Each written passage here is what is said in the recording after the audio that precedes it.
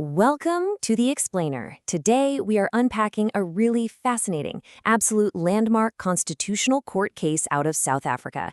It's a case that tests one of the most delicate balancing acts in modern law. I mean, how exactly do you aggressively protect victims of domestic violence without totally destroying the fundamental constitutional rights of the accused? We're taking a deep dive into Omar versus South Africa. But first, we really have to start with the visceral reality of why this matters so much. Justice Sachs put it perfectly. He noted that what distinguishes domestic violence is its hidden, repetitive character. For decades, the traditional criminal justice system just completely failed to protect the most vulnerable people in society. Before laws like the one we're discussing today, police often just told couples to go work it out. They treated severe abuse like it was just some private family spat, rather than a serious crime. And the trauma for victims, it was just compounded by a system that moved way, way too slowly. So here is our roadmap for today's explainer. We're going to cover 1. A crisis demands action. 2. The suspended warrant. 3. The constitutional challenge. 4. Weighing the rights. And finally, 5. The final verdict. Okay, let's jump right into Section 1, a crisis demands action.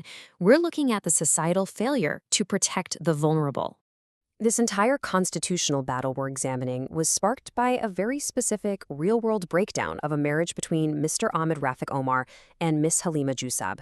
Sadly, the relationship became highly abusive, which resulted in several protection orders being issued against Mr. Omar under the Domestic Violence Act. During one of these hearings, they actually agreed upon a draft order prohibiting him from threatening or abusing her. But, and this is absolutely crucial, attached to this order was a very specific automatic legal tripwire.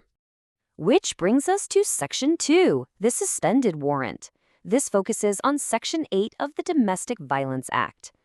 To really wrap your head around Section 8, I want you to think of the protection order itself as a passive shield for the victim.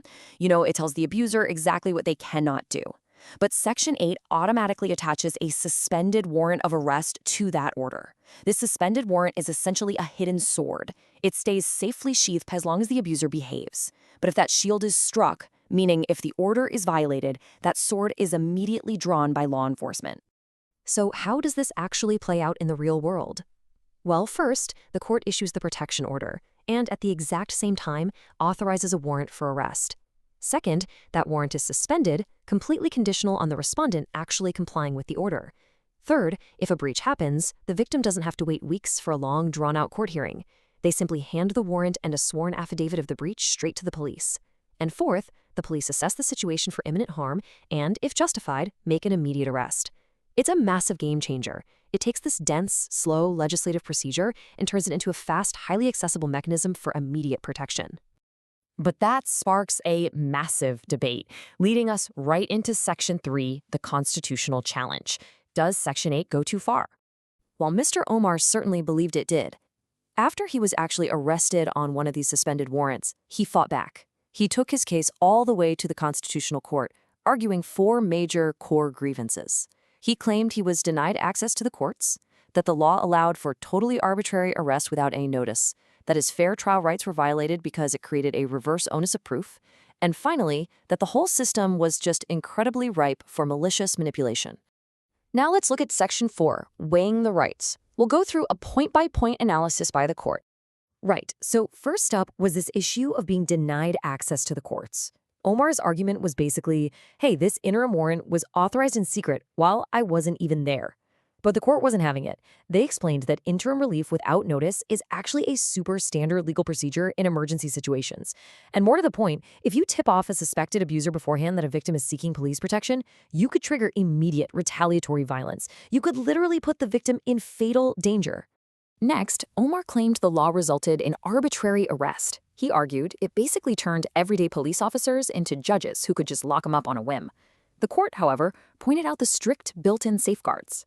That suspended warrant, it has absolutely zero power until the victim swears a legally binding affidavit detailing the breach. That means if they lie, they're facing serious criminal charges for perjury. Plus, the police can't just blindly arrest someone. The act legally requires them to objectively assess the danger. And how the police make that assessment is definitely the most crucial point here. The act requires them to evaluate imminent harm. This proves the cops do not just have a blank check to throw people in jail. Before making any arrest, they must actively consider the real risk to the victim's safety, the exact seriousness of the alleged breach, and exactly how much time has passed since the breach actually happened. If those factors don't clearly point to imminent harm, they don't arrest. Instead, they just issue a notice to appear in court. Okay, moving on to Omar's third argument. He claimed Section 8 created a reverse onus of proof, basically saying he was being treated as guilty until proven innocent. Here, the court clarified a really vital legal distinction.